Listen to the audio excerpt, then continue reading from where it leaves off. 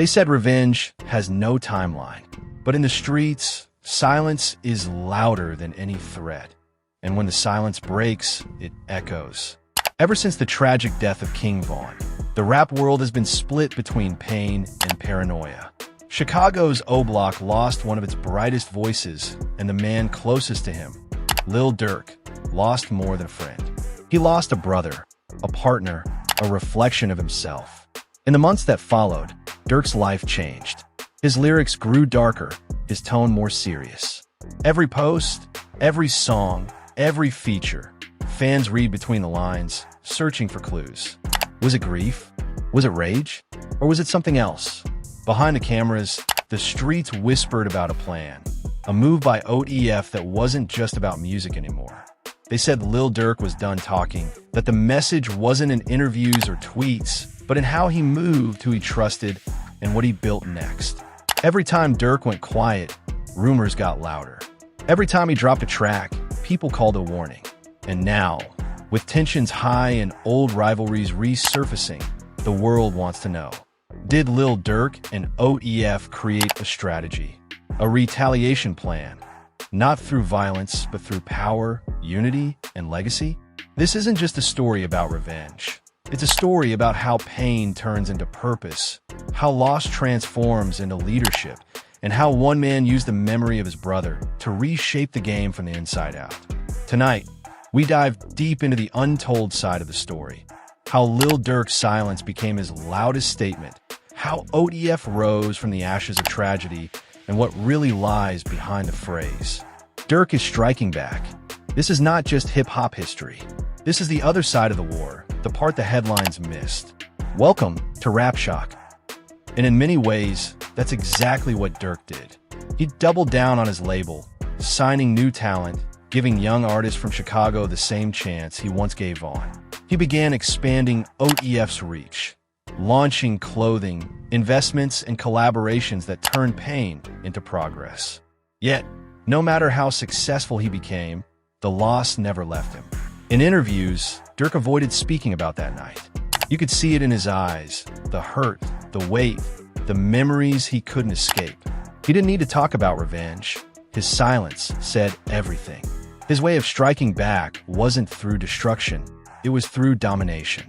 Every chart topper, every sold-out show, every award was another victory in the name of King Von. Every verse that carried Von's name was another message to the world. You can take my brother, but you can't erase what we built. In the streets, that's the truest form of retaliation, to outlast your enemies. And as the months turned into years, Lil Durk began doing exactly that. Still, somewhere deep inside, the fire never died. The pain was still there, burning quietly, shaping his every move. Fans noticed that his music wasn't just evolving, it was transforming. He was no longer the same Lil Durk from O Block.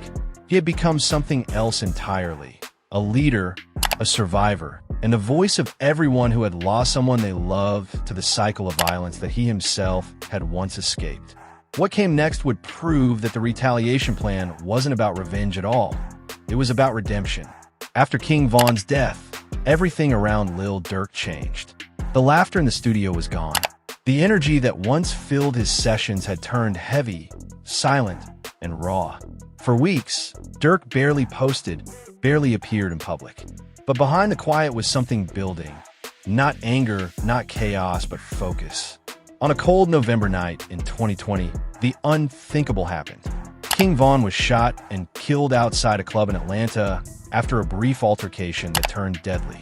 The world woke up to shock, disbelief, and grief. For fans, it was another tragedy in hip-hop. For Lil Durk, it was something deeper. It was losing a brother. The days that followed were filled with silence. Durk didn't speak publicly at first. The internet filled the gap with rumors, speculation, and theories. Some claimed retaliation was already underway. Others said Durk was retreating, broken, and heartbroken. But those who really knew him said nothing, because they knew what silence meant. Behind closed doors, Durk wasn't just grieving, he was planning. But not the kind of plan people expected.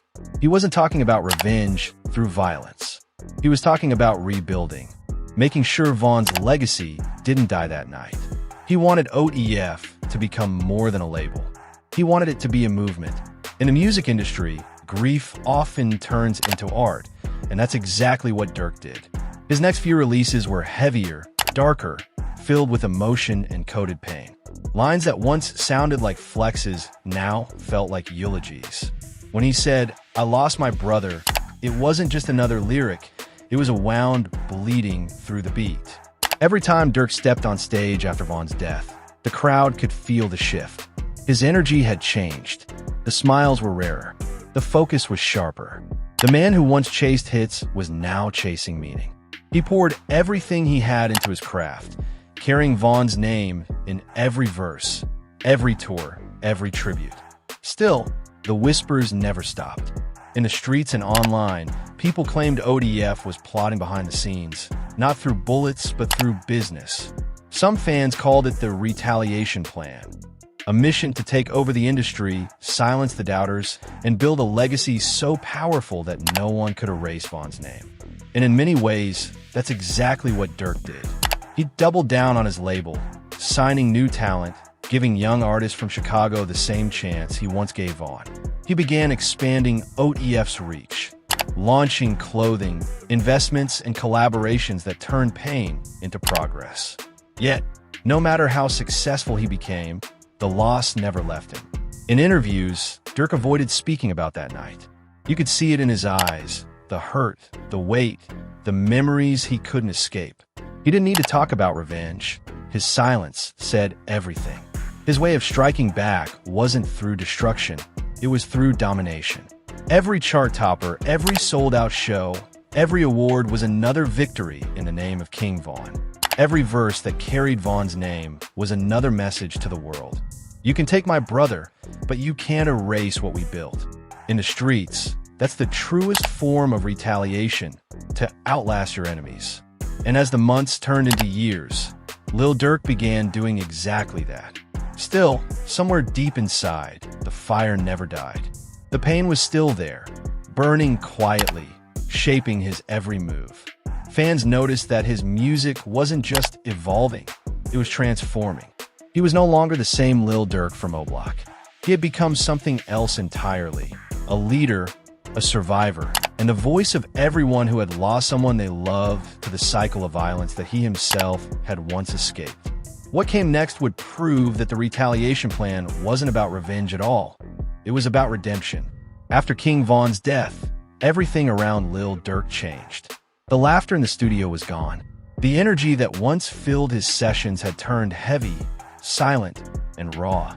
For weeks, Durk barely posted, barely appeared in public. But behind the quiet was something building. Not anger, not chaos, but focus. People expected him to fold under the pressure, to lash out, to crumble under the weight of grief. But Durk did the opposite. He turned inward, reflecting on everything he had survived. The losses, the betrayals, the nights when he thought it was over. He'd already lost so much: friends, family, and now, a brother who had just begun to live his dream. So instead of self-destruction, Durk chose reconstruction. He started with the foundation, OTF. What had once been a small label born out of friendship now became a mission. Durk began treating it like an empire, a movement built on loyalty and legacy. Every member knew what was at stake. This wasn't just music anymore. It was survival through creation. Durk gathered the team and made one thing clear. OTF wasn't going anywhere. Von's death wasn't the end. It was the turning point. They would keep pushing, keep creating, and keep representing the people who never got their chance to tell their stories.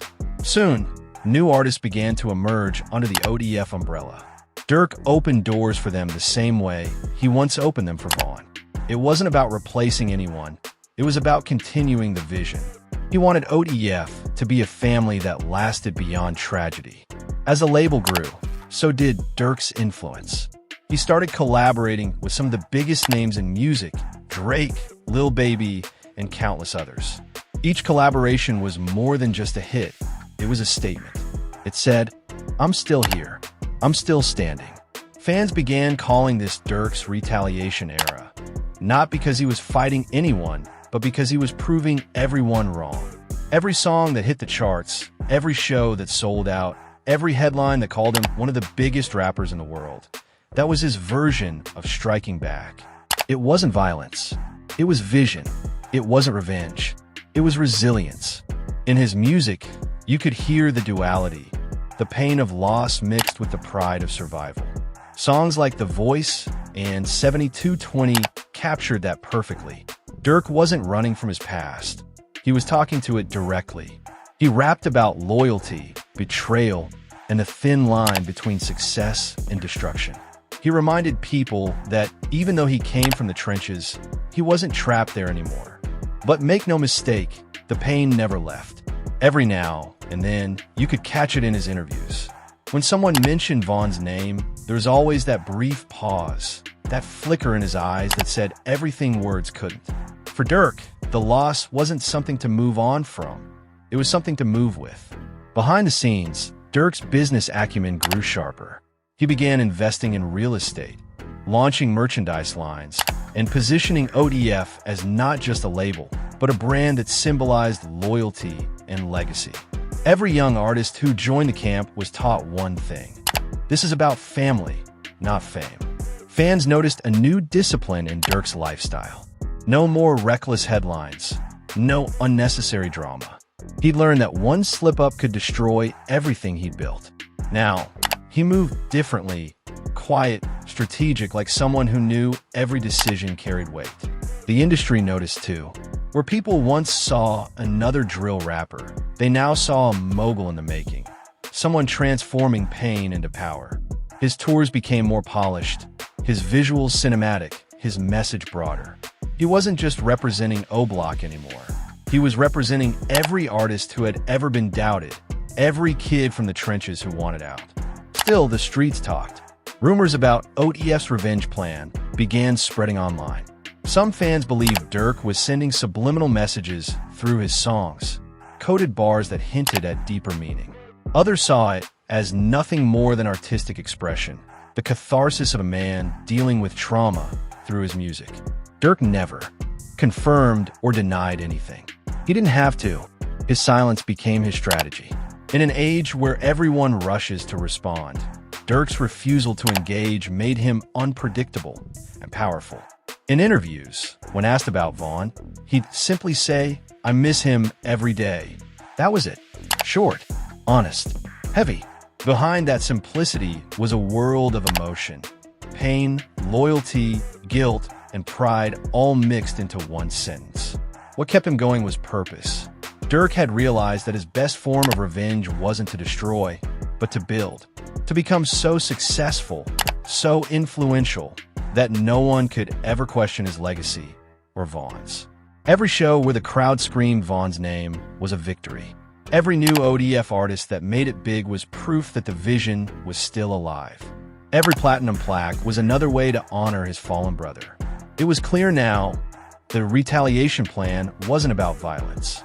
It was about domination through legacy. And in that mission, Durk was unstoppable. By 2022, he had cemented his place as one of the most respected rappers in the game. No longer defined by controversy, he was defined by consistency. His music matured, his storytelling deepened, and his audience grew beyond the drill scene.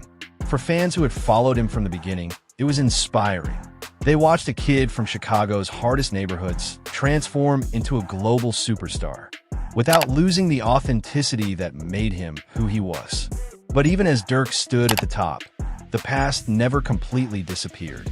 The loss of King Von remained the emotional anchor of his journey, a reminder of how far he had come and how much it had cost. The war wasn't over. It had just changed form. And while the streets waited for blood, Durk was busy building an empire. That was his strike back. That was his revenge. By the time Lil Durk fully stepped back into the spotlight, the world could feel the difference. He wasn't just another artist chasing hits. He had become the voice of pain, loyalty, and perseverance. Every verse he dropped carried the weight of experience, and every success he achieved seemed to echo with King Von's name. The transformation wasn't just musical, it was personal. Durk was evolving right in front of his fans' eyes. He went from being a street rapper to becoming the symbol of what it means to survive the chaos and still rise above it. But what made this new chapter special was that Durk didn't do it alone. He made sure OTF grew with him. Under Durk's guidance, OTF became more than just a collective. It was a movement, a lifestyle, a brotherhood. Every artist signed under OTF carried the same hunger, not just for fame, but for respect. They saw what happened to Vaughn, they saw the pain that followed, and they were determined to make sure that pain meant something. Durk poured his energy into nurturing the label's talent. Names like Buka 600, Memo 600, and Duty Low began gaining recognition. OTF was turning into a factory of authenticity. Artists who lived what they rapped and who stood by the same code. Loyalty before everything. The fans could feel it too. They weren't just supporting an artist anymore. They were supporting a family that had turned trauma into triumph. Every OTF release felt like another piece of a bigger picture, another layer of a story still being written. Meanwhile, Durk's own music began reflecting his inner transformation. Songs like Aha, Piss Me Off, and 7220 weren't just tracks. They were chapters of a personal diary. He wasn't hiding behind metaphors anymore. He was facing his pain head-on. He talked about the paranoia, the sleepless nights, the people he lost, and the weight that came with success. For Durk, every bar was therapy. For fans, every song was a lesson in resilience. But in the streets, and even in the industry, people started whispering about something deeper, the silent retaliation. Unlike others who let grief consume them, Durk had turned it into motivation. Every time someone doubted him, he delivered a hit. Every time critics questioned his consistency, he dropped another project that charted higher than the last. Every move seemed calculated, not in revenge, but in legacy. The message was clear. He wasn't fighting fire with fire. He was fighting it with success. The symbolism became powerful. Every OTF concert, every mural, every lyric about Vaughn reminded people that King Vaughn wasn't gone. His presence lived through Durk's actions. OTF wasn't mourning anymore. They were moving. And as the movement grew, so did the myth. Fans began calling Durk the Voice, not just because of his sound, but because he spoke for everyone who didn't make it out. He gave pain a purpose. He gave loyalty a sound. Still, fame came with pressure. The bigger Durk got, the louder the noise became. Fake news, online beefs, and rumors of street drama that never seemed to die. But instead of engaging, Durk mastered the art of silence. He learned that peace was the strongest response. When the world expected chaos, he gave them calm. When they expected him to react, he gave them results. That's when fans truly understood. This wasn't just a revenge story anymore. It was an evolution story. Durk wasn't trying to destroy anyone. He was trying to build something that would outlive everyone. One of his most powerful messages came during interviews and social media posts where he emphasized family, faith, and focus. He often reminded fans, stay out the streets, chase your dreams. It wasn't just advice, it was confession. He was speaking from the scars he carried. Behind the fame, Durk was still a man haunted by loss. The weight of Vaughn's absence followed him everywhere, from private flights to sold-out arenas. He had money, he had fame, but grief doesn't respect success. Every night before shows, there were moments where Durk would stand backstage, close his eyes, and whisper Vaughn's name. For him, every crowd, every cheer, every light was for both of them. What made this era of his life so powerful wasn't that he escaped the pain. It was that he embraced it, molded it, and turned it into something the world could learn from. By now, fans had fully embraced the idea that Lil Durk's retaliation plan wasn't about war, it was about winning. He had built a legacy out of loyalty. He had turned loss into leadership. He had transformed the idea of revenge into something positive, growth. OTF wasn't just surviving, it was thriving. The label's show sold out. Their merch sold globally. Their influence reached far beyond Chicago.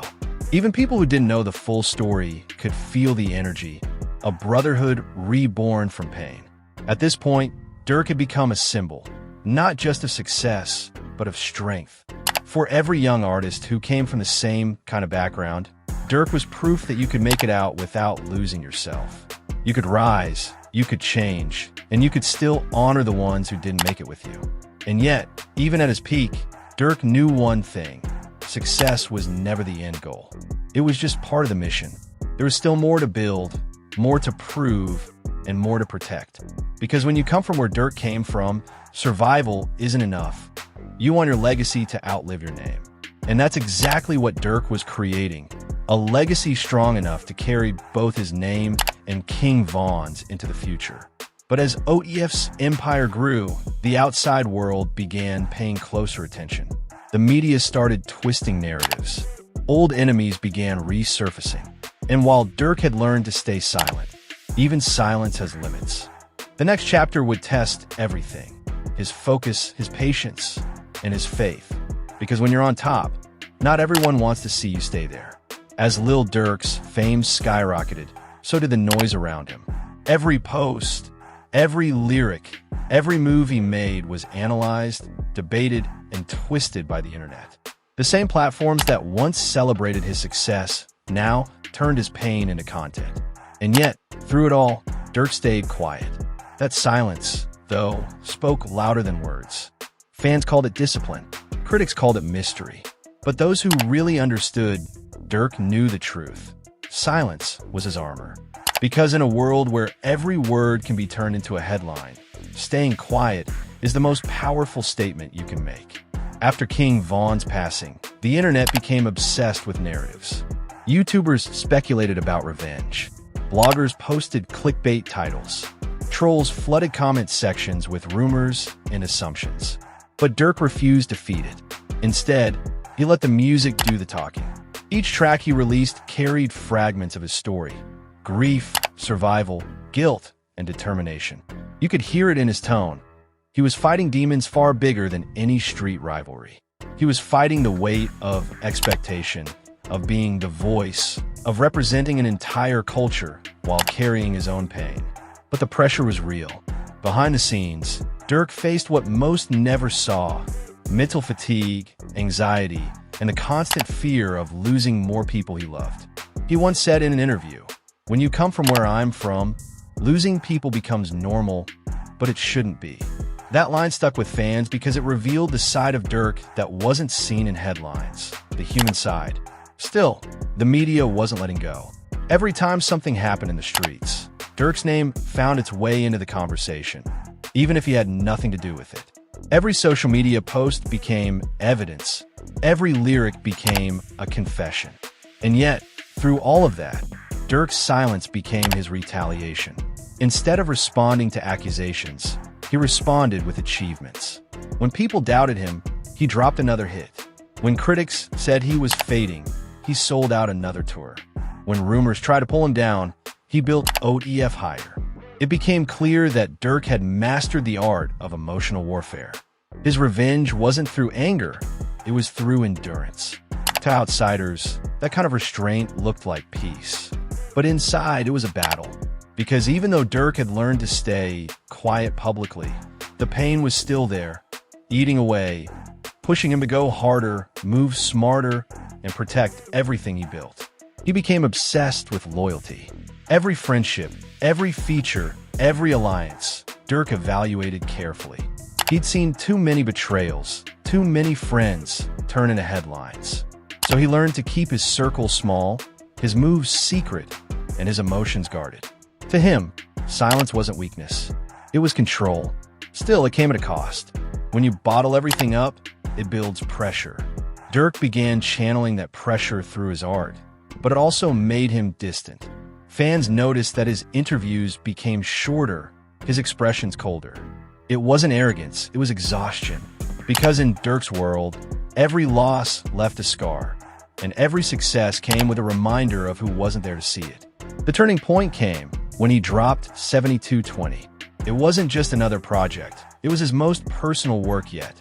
Named after his grandmother's house address, 7220 felt like Durk opening his soul, confronting the ghosts of his past while standing proudly in his present. It was a letter to his old self, to his family, to the people who doubted him, and to Vaughn. In that album, you could hear a man trying to make peace with his pain. He wasn't seeking validation anymore. He was seeking balance. And through that honesty, Durk's fan base only grew stronger. They didn't just listen to his music, they felt it. They related to his story, the idea that no matter how broken you are, you can rebuild. Meanwhile, OTF continued expanding. The label began hosting charity events, giveaways, and community projects. It wasn't about PR, it was about giving back. Durk understood that if he wanted to truly honor King Von's legacy, he had to uplift the next generation. But the streets never rest. Even as Durk tried to move forward, drama followed him like a shadow. Social media continued connecting his name to situations he had nothing to do with. And while he tried to keep peace, not everyone around him shared the same calm. That's the curse of success when you come from struggle. You can change a mindset, but not everyone will follow. Durk's silence started being misinterpreted. Some saw it as guilt, others as strategy. But for Durk, it was neither. It was simply survival. He had learned that words could destroy everything faster than bullets ever could. So he stopped talking and started moving with intention. Through all the noise, the message of OTF became clear. We don't respond, we rise. Every new artist signed, every concert sold out, every plaque earned. It was part of a bigger picture. Durk wasn't seeking revenge on one person or one situation. He was proving something to everyone, that no matter what happens, OTF will always stand tall. This was retaliation through longevity. Because in the end, the loudest statement you can make is lasting longer than those who doubted you. Durk was no longer just a rapper. He was a symbol of transformation. A man who turned silence into strength, grief into greatness, and revenge into resilience. But just as peace seemed to find him again, the storm started brewing once more. New rivalries emerged. Old wounds reopened, and whispers of betrayal began circulating within OTF itself. The same silence that once protected Durk was now starting to isolate him. The question now wasn't whether he could survive the outside world, but whether he could survive the world he built. As time moved forward, one thing became clear. Lil Durk had survived everything meant to destroy him. The hate, the rumors, the pain, the grief, all of it became fuel for his evolution. What began as tragedy had turned into triumph, and OTF had become more than a record label. It was a living legacy built on loyalty, sacrifice, and endurance. Durk had learned the hardest lessons life could teach. He learned that loyalty doesn't always guarantee peace. He learned that silence is powerful, but can also be lonely. And he learned that success doesn't erase pain. It only gives you new ways to carry it. But through it all, he stayed focused. Every studio session, every performance, every feature was another brick in the empire he and King Von dreamed of building. And while Von's physical presence was gone, his spirit became the heartbeat of everything OTF stood for. Durk didn't just keep Von's name alive through lyrics. He built entire projects that felt like conversations between them. When he rapped about loyalty, fans heard Von. When he spoke about revenge, they felt the ghost of the streets that made both men legends. And when he talked about family, they saw OTF, a brotherhood forged in fire. Even through the losses and challenges, OTF continued to grow. Durk started mentoring young rappers, investing in artists who shared his vision. He wanted to prove that the streets didn't have to end in sorrow, that there was always another way. His story had now become a blueprint, not just for success, but for survival. Lil Durk had transformed from the voice of pain to the architect of power. His retaliation wasn't through destruction, it was through legacy. Because in the end, that's the ultimate victory. Not to fight back with anger, but to build something so strong that no one can ever take it away. The war that started with loss ended with leadership. The boy from O Block became a man the world respected. And the name King Von lives on through every OTF record, every performance, every heart that still believes in loyalty. This is the true meaning of Lil Durk Strikes Back. Not with bullets, not with revenge, but with legacy, loyalty, and longevity. Durk's silence became his story, His pain became his platform, and his music, his message to the world, became proof that even in darkness, you can find light if you refuse to quit. No matter what the world throws at him, Lil Durk stands as living proof that pain can be transformed into progress, that loyalty can outlive violence, and that the loudest retaliation is success that never stops. For the young generation watching, Durk's journey isn't just a story about rap. It's a story about resilience, about how to keep your soul when the world tries to take it, and about how to turn your scars into symbols of strength. That's what OTF represents. That's what King Von stood for. And that's what Lil Durk continues to carry. If you felt that story, if you believe that real pain can create real legends, then you're exactly where you need to be. This is Rap Shock, the home of truth behind the music. Here, we don't just talk about artists. We uncover their journeys. The pain, the power, the purpose, everything that shapes the greatest names in hip-hop history. So if you want more stories like this, real stories that show the heart behind the fame, make sure you hit subscribe, drop a like, and turn on that notification bell so you never miss an upload. Every week, Rap Shock dives deeper into the untold sides of your favorite rap icons. Because every lyric has a story, and every story deserves to be told. Stay loyal, stay focused, stay shocked. Collision. This is Rap Shock.